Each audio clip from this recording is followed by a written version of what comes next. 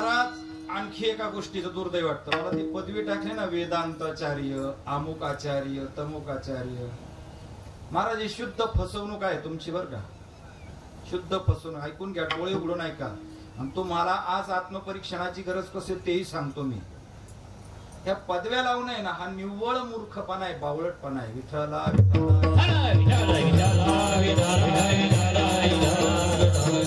आचार्य कोणाला म्हणावं? आचरती इति आचार्य. जो तसा आचरण करतो त्याला आचार्य म्हणा. वेदांताचार्य काय, रामायणाचार्य काय, भागवताचार्य काय, गायनाचार्य काय, विनोदाचार्य काय, अमुकाचार्य काय, तमुकाचार्य. रामायण कुणी गावं महाराज? कुणीही रामायण गाऊ नये. ज्याच्या ठिकाणचं अज्ञान गेलंय आणि वृत्ती ज्ञानही गेलंय किंवा दोन्ही ज्यांनी गिळून घेतलेत त्यांनी रामायण गावं. विठ्ठला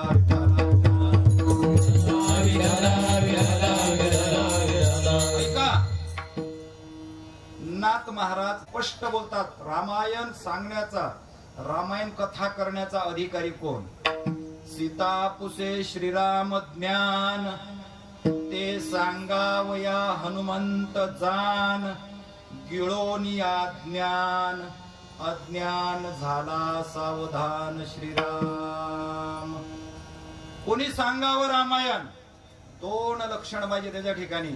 एकतर त्याच्या अंगावर वारुळ यावं. राम नामाचं चिंतन एका ठिकाणी बसून करताना त्याच्या अंगावर वारुळ यावं, त्याने राम कथा सांगावी. आणखी कोणी सांगावी? गिळोनिया ज्ञान, अज्ञान, ज्याचं अज्ञान गेलंय आणि अज्ञानासह ज्ञानही गेलंय अशाने रामायण सांगावं. विठ्ठला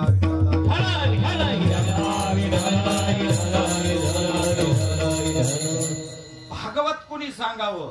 ऐका प्रमाण. टाळा टाळी लोपला नाद, टाळा टाळी लोपला नाद, टाळा टाळी लोपला नाद, टाळा टाळी लोपला नाद. अंगी मुरादा छंद, अंगी मुरादा छंद, अंगी मुरादा छंद, अंगी मुरादा छंद. भोग भोगताची आटला भेद,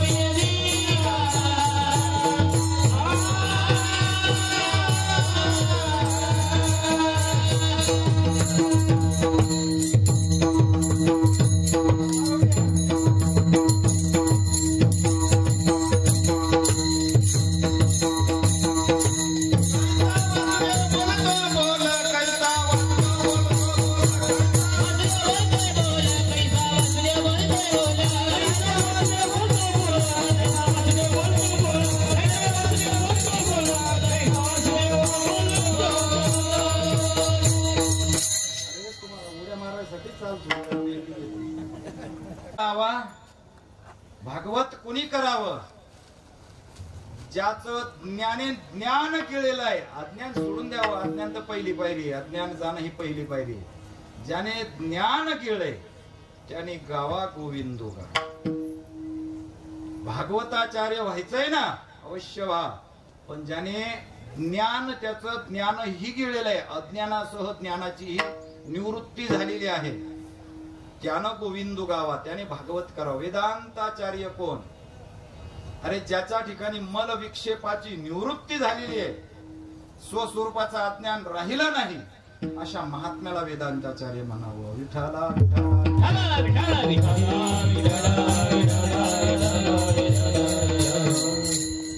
ही दुर्दैव दुर्दैव आहे बर का महाराज मंडळी, दुर्दैव आहे. परमार्थामध्ये माझे सद्गुरू नेहमी 3 धोके सांगायचे. या 3 धोक्यातून जो परे झाला, पुढे गेला, त्याचा परमार्थ यशस्वी झाला. एक आहे लोकेशना, दुसरी आहे वित्तेशना, तिसरी आहे दारेशना. विठ्ठला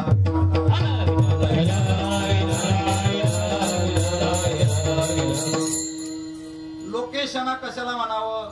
समाजाने मला मान द्यावा, समाजाने मला डोक्यावर घेऊन फिरावं, समाजाने मला अनेक पदव्या लावाव्यात, आमच्या पाया पडावं, पाय धुवून पाणी प्यावं, याला म्हणतात लोकेशना. जो या लोकेशनामध्ये गुंतला त्याचा कार्यभार बुडाला. विठाला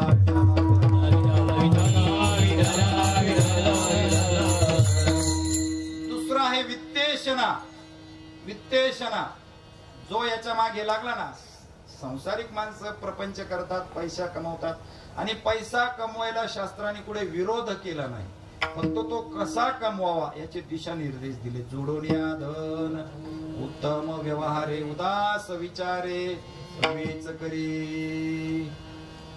वित्ताच्या मागे जर पारमार्थिक असेल, मान मान्यतेच्या मागे जर पारमार्थिक असेल, तर महाराज त्याचा परमार्थ यशस्वी होणार नाही. तिसरं लक्षण किंवा तिसरा धोका दारेशना. दारा म्हणजे स्त्री. जो परमार्थिक स्त्रीमध्ये गुंतला त्याचा कार्यभार बुडाला. विठाला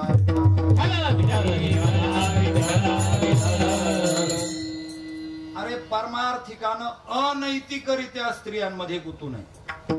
आज महाराज, आज गुंतलेली माणसं 80-85 वय झालेली माणसं आज तुरुंगात आहेत आमची. का? फक्त दारेशनामध्ये गुंतला बुवा. अरे परमार्थिकाने एकांतात सोडा, लोकांतात सुद्धा स्त्रियांशी संभाषण करू नये.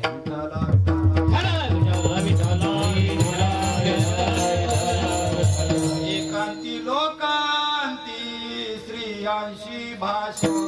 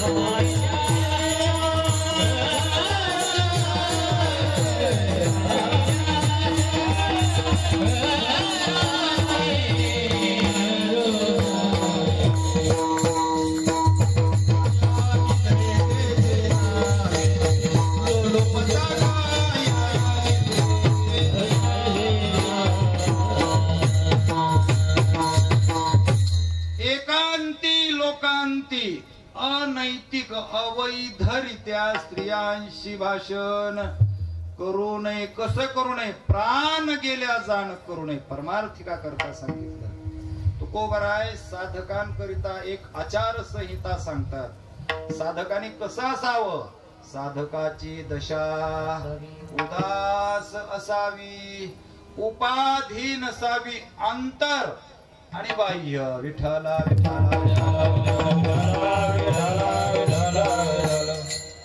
बाह्य समाजाची उपाधी सोडू शकतात, सोडतात, पण अंतर उपाधी महाराज जन.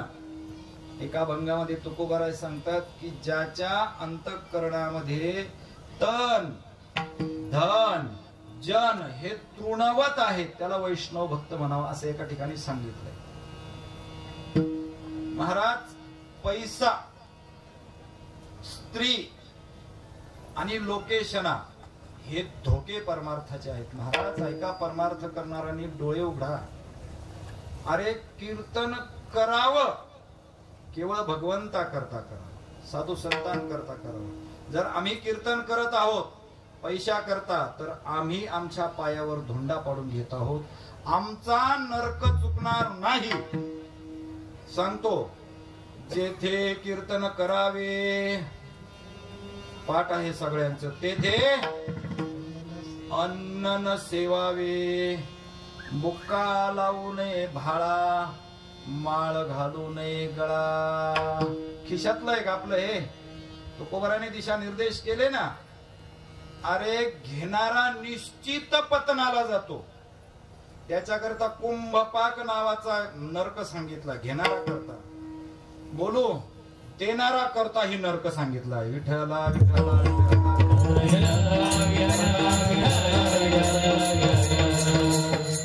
प्रमाणशीर बोलावं. आधाराशिवाय गोष्टी सांगू नये. आधारा वाचोनी काय सांगशील कहाणी. प्रमाण सांगतो, देती घेती दोघे नरका जाती. आहे ना, स्पष्ट आहे ना. मग काय विठ्ठला विठ्ठला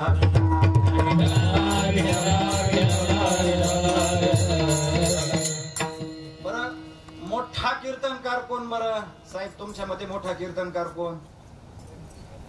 हा, ज्याचं पाकिट दांडग आहे भाऊ, दांडग, त्याला काय समजावं? मोठा कीर्तनकार. भले त्याने काही गप्पा मारू द्या कीर्तनात. बरं, तो काय सांगतो? थोड्याफार सिनेमातल्या चाली वाकड्या तिकड्या, थोडंफार आईबापावर बोलतो, थोडंफार विनोद सांगतो, चुटकुले सांगतो, तुम्हाला झटकितो. याच्या पलीकडे काय? अरे कीर्तनाची मर्यादा सांगितली ना, मर्यादा. अरे कुठं झोपले समाजा हो? अरे डोळे उघडा. अरे कीर्तनामध्ये काय सांगावं, तुम्ही आम्ही काय ऐकावं? विचार करा. भक्ती सांगावी, भक्ती गोष्टी न कराव्या.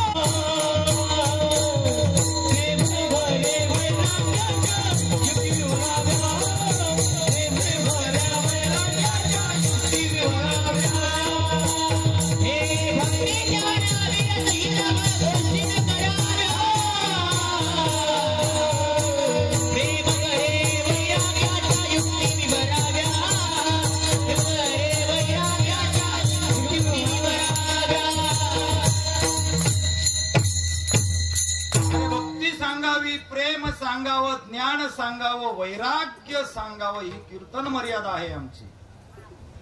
भक्ती प्रेमा विरहित इतरा गोष्टी न कराव्या. प्रेम भरे वैराग्याच्या युक्ती विवराव्यात. एवढंच सांगावं, याच्या पलीकडे जाऊन सांगू नये. कीर्तन मनोरंजनाचं साधन आहे का? तुम्हाला घरी करमत नाही म्हणून इथे मस्त, याचं साधन आहे काय? अरे कीर्तन हे आपल्या हिताचं साधन आहे.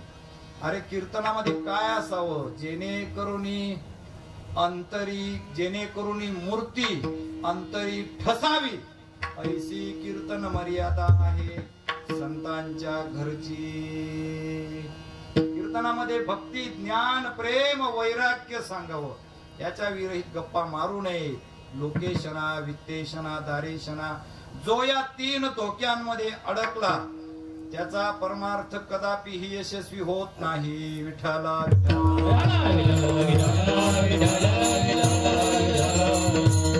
मुमुक्षुत्वम, याच्यावर विचार चालतो. मुमुक्षुत्वम, मनुष्यत्वम, दुसरं मुमुक्षुत्वम. मुमुक्षु कोणाला म्हणावं? अगोदर मोक्ष कशाला म्हणावं हे पाहावं लागेल. मोक्षाचं लक्षण थोडक्यात सांगतो, वेदांतामध्ये फार जात नाही. आत्यंतिक दुःखाची निवृत्ती आणि परमानंदाची प्राप्ती याला मोक्ष म्हणतात. दुःखाची आत्यंतिक निवृत्ती आणि सुखाची प्राप्ती याला मोक्ष म्हणतात. कारण सह वर्तमान जगन निवृत्ती ब्रह्मप्राप्ती याला मोक्ष म्हणतात. आणि सोपं लक्षण दुःख जाणं, सुख येणं याला मोक्ष म्हणतात. विठ्ठला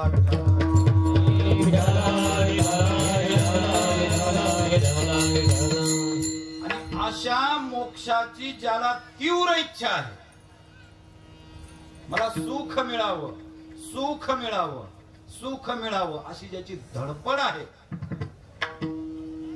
त्याला मुमुक्षु म्हणावं. काय असावं मुमुक्षु मध्ये? मुमुक्षु करता काय आवश्यकता आहे? त्याची तळमळ कशा करता असावी?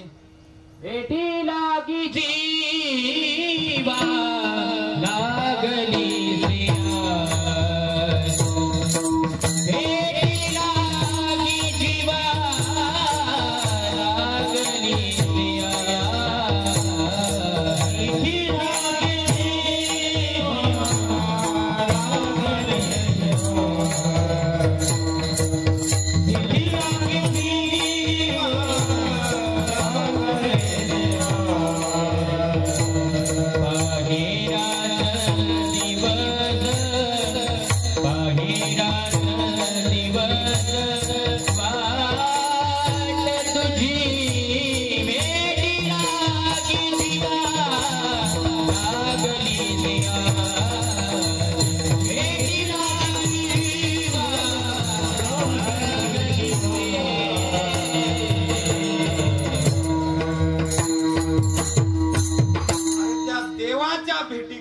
तळमळ लागावी महाराज. अरे कधी भेटशील देवा.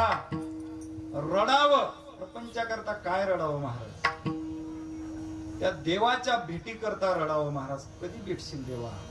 अरे माझा उद्धार कधी होईल देवा.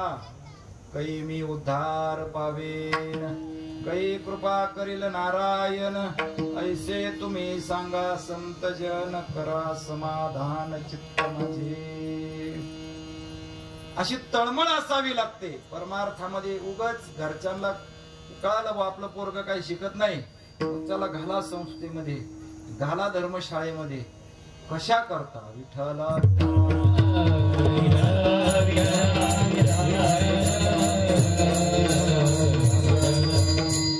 अरे त्याला उपरती व्हावी. मला माझं हित करून घ्यायचंय. मग अवश्य आमच्या रामेश्वर महाराजांसारख्या त्यांच्या संस्थेमध्ये प्रवेश घ्यावा. हिताकरिता संस्थेत प्रवेश घ्यावा.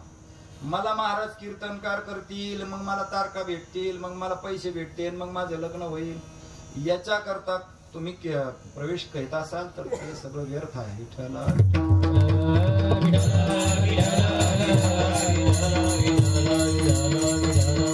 मुमुक्षुता साधी नाही महाराज. कारण परमार्थ करायला अधिकार लागतो बर का. परमार्थ कोणाचाही नाही. प्रपंच करायला अधिकारी असेल किंवा नसेल तरी चालतो. त्याच्याही स्पष्ट बोलतो. प्रपंच करायला देखील पुंडसाहेब अधिकारच लागतो. तसा प्रपंच होत नाही. कसं ऐका. अपत्य प्राप्ती सारखी घटना आपल्या जीवनामध्ये व्हावी असं दाम्पत्याला ज्यावेळी वाटतं त्यावेळी दोघही त्या अधिकाराचे पाहिजेत. एक वांझ आणि एक अधिकारी असून होईल का हो पुत्र किंवा संतती. तुकोबराय बोलतात वांझान होती लेकुरे काय करावे भ्रातारे. काय करावं बुवा त्या नवऱ्यानी. बाई वांझ निघाली बुवानी काय करावं. बर बाई अधिकारी आहे आणि नवरा नपुंसक आहे. आता त्या बाईनी काय करावं. नपुंसक पुरुषासी काय करील बाईल त्यासी. जर अपत्य प्राप्ती सारखं यत्किंचित हित साध्य जर आम्हाला साध्य करून घ्यायचं असेल तिथेही अधिकार लागतो. तर भगवंताची प्राप्ती आम्हाला करून घ्यायची असेल तर किती मोठा अधिकार लागेल. विठ्ठला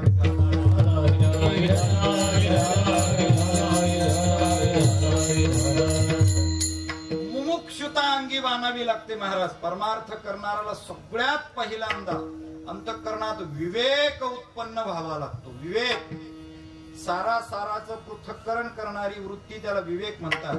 सोप्या भाषेत सांगतो चांगलं वाईट कळावं हित अहित कळावं अशी जी वृत्तीची एक अवस्था त्याला काय म्हणतात. विठ्ठला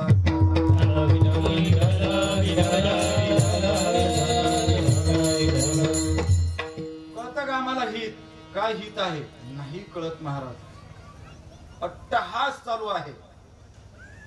भगवंताची प्राप्ती व्हावी असं वाटत असेल तर त्याच्याकरता पुढची पायरी आहे साधनाच्या निवडीची पायरी. कारण अगोदर निवडावं लागतं ते साध्य मग निवडावं लागतं ते साधन. आणि परमार्थ आमचा चुकला कुठे.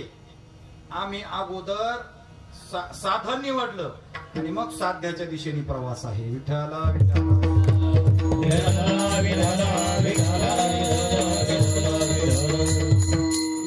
भगवंताचा साधा नियम सांगतो.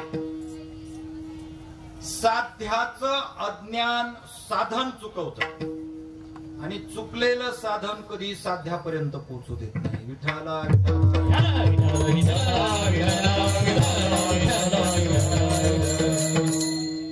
आम्हाला आज तुम्ही इथे आलात म्हणजे तुम्ही श्राद्धाच्या कार्यक्रमाला आलात. हे तुमचं सकाळी निघण्यापूर्वी काय होतं? साध्य होतं. आज मला कुठं जायचंय? तुम्ही घरच्यांना सांगितलं आज बाबा मला जायचंय श्राद्धा करिता. म्हणजे श्राद्धाला जाणं हे तुमचं साध्य आहे. त्या अनुषंगानं तुम्ही साधनाची निवड केली. कोणी 2 चाकीवर आलं, कोणी 4 चाकीत आलं, कोणी पायी आलं किंवा कोणी कसंही आलं. तुम्ही अगोदर साध्य निवडलं की अगोदर साधन निवडलं? अगोदर वर्ष श्राद्ध हे निश्चित होतं जाणं आणि नंतर त्या अनुषंगानं साधन निवडलं. परंतु परमार्थामध्ये नेमका उलट. आम्हाला आमचं साध्य कळत नाही, आम्हाला आमचं हित कळत नाही आणि आम्ही परमार्थामध्ये प्रवृत्त होतो. विठ्ठला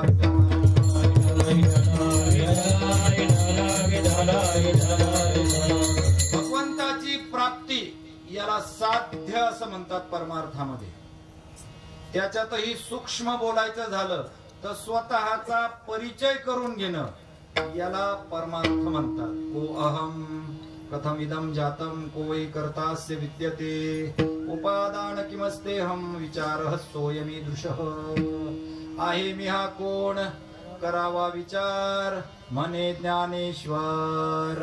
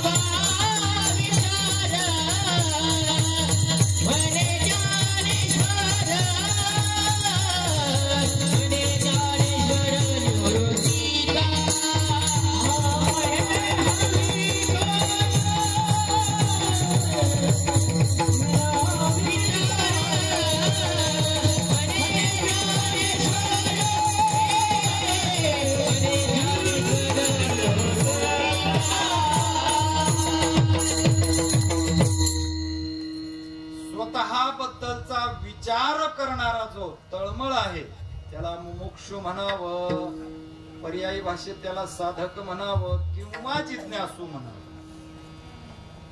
दुसरं दुर्लभ आहे मुमुक्षुता. तिसरं आहे महापुरुष संश्रय. महापुरुषाचा संग घडणं अत्यंत दुर्मिळ गोष्ट. महाराज ऐका, वैष्णव कोणाला म्हणावं बरं? जो धोतर घालतो, कीर्तन करतो, त्याला काय म्हणावं? वैष्णव म्हणू नये, त्याला कीर्तनकार म्हणावं. विठ्ठला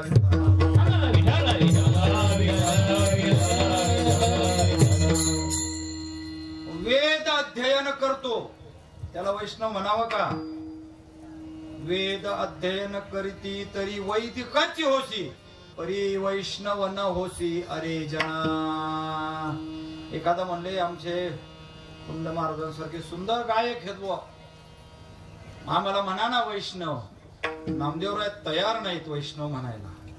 गायन करीती तरी कुणी जनाची होसी, परी वैष्णव न होसी अरे जना. नाही म्हणजे आम्ही छान पुराण सांगतो, कोणताही पुराण सांगा आमचा मुखोद्गत आहे, समाज निस्त्या माना डोलवतो. मी वैष्णव म्हणायला काय हरकत आहे? नामदेवराय तयार नाहीत. पुराण सांगसी तरी पुराणिकची होसी, परी वैष्णव न होसी अरे जना. आम्ही तीर्थाटन करतो, आम्ही त्रिवेणी संगमावर फिरतो, कायम आम्ही भ्रमण करतो, आम्हाला वैष्णव म्हणा ना. तिथेही नामदेवराय तयार नाहीत. तीर्थाटन करसी तरी कापडीची होसी, परी वैष्णव न होसी अरे जना. मग नामदेवराय नेमका वैष्णव भक्त कोणाला म्हणावं? महात्मा कोणाला म्हणावं? सद्गुरु कोणाला म्हणावं? नामदेवराय उत्तर देतात, नामा म्हणे नाम केशवाचे केशी, नामा म्हणे नाम केशवाचे केशी, नामा म्हणे नाम केशवाचे केशी, नामा म्हणे नाम केशवाचे केशी.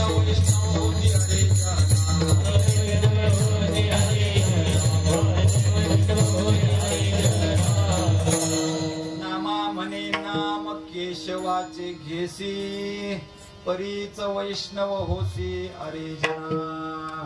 जो भगवंताचं नाम आपल्या कंठामध्ये अखंड धारण करतो त्याला काय म्हणावं? वैष्णव भक्त म्हणावं. मग वैष्णव कीर्तन करतो, पण कीर्तन करतो त्याला वैष्णवच म्हणावं असा आग्रह नाही.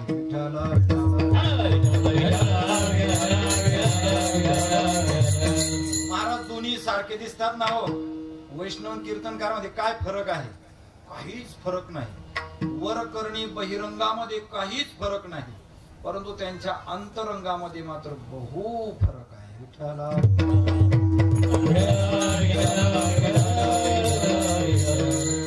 या दोघांना जो ओळखतो ना त्याला पारखी म्हटलं. पारखी. दोन्ही दीर दिसती सारखी वर्म जाणे तो पारखी. त्याला वैष्णव भक्त असं म्हणावं. अजून कोणाला वैष्णव म्हणावं? ज्याचं भगवंतावर प्रेम आहे त्याला काय म्हणावं? वैष्णव तुझया अवघे देवा वरी माया अवघे देवा वरी माया अवघे देवा वरी माया.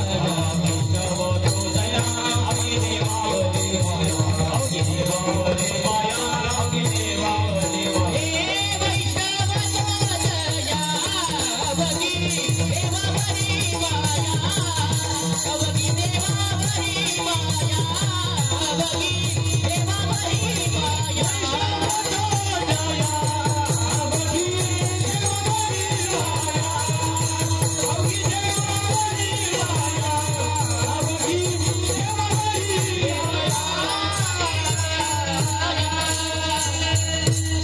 अवघी देवावरी माया. वैष्णव तो जया तन धन जन तृण. वैष्णव तो जया नेमा नटळे निर्धारी. वैष्णव तो जया याती हो का तयाची भलती. वैष्णव तो जया. विठाला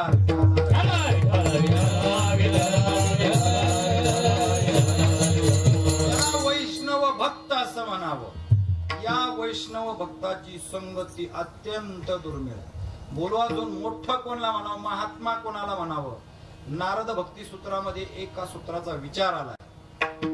अडचण काय आमची? आम्ही वाचत नाही, म्हणजे आपल्याला लहान मोठं कळत नाही परमार्थामध्ये कोणाला म्हणा. नारद भक्ती सूत्रकार म्हणतात यत् प्राप्यम न किंचित वांछती न शोचिती न द्वेष्टी न रमते नोत्साही भवती. या 5 लक्षणांनी किंवा या 5 गुणांनी युक्त जो कोणी असेल त्याला महात्मा म्हणावं, मोठं म्हणावं, भक्त म्हणावं, वैष्णव म्हणावं. विठ्ठला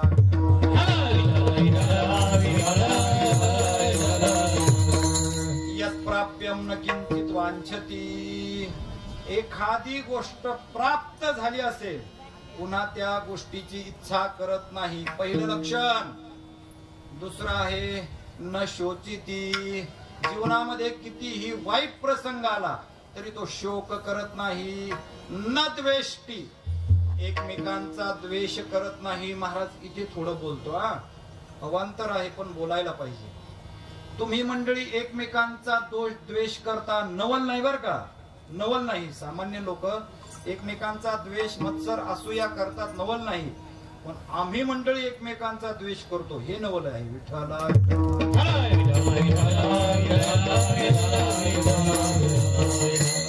न द्वेष्टी कोण्याही जीवाचा न घडो मत्सर न द्वेष्टी न रमते.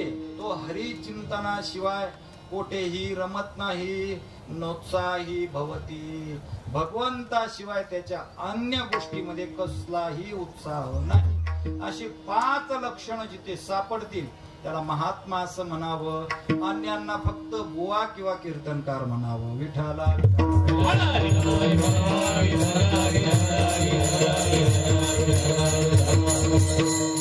असा महात्मा जीवनामध्ये जर त्याची संगती मिळाली तर महाराज तो आमच्या हिताचा विचार सांगतो. काय केलं पाहिजे आपण जीवनामध्ये येऊन, काय केलं पाहिजे? महाराज हे शरीर बाबा तुझं अनित्य आहे, हे जाणार आहे. हे थांबणार आहे का? तुम्ही म्हटले थांबायचं तरी थांबणार नाही, कुठेही ठेवा तरी हे शरीर थांबणार नाही, हे जाणारच आहे. मग ते एकदा जर ज्यावेळी जायचा प्रसंग आला किंवा गेलं तर त्याची अवस्था कशी होते?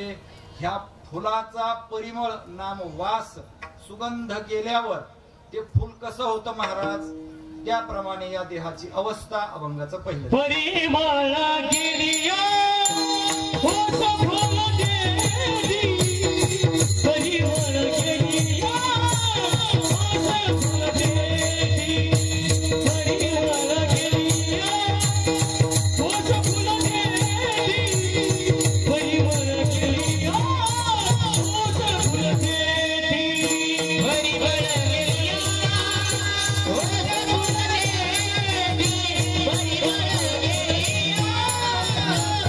देती,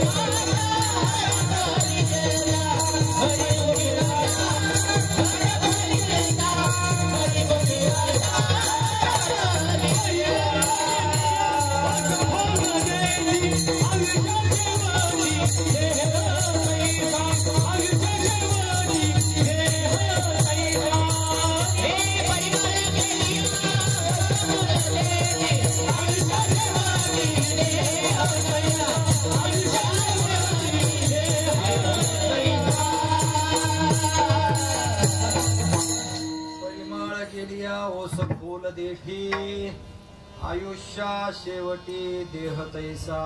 परिमळ नाम सुगंध गेल्यावर फुल कसं होतं, तशी मानवाची शेवटची अवस्था महाराज. विठ्ठला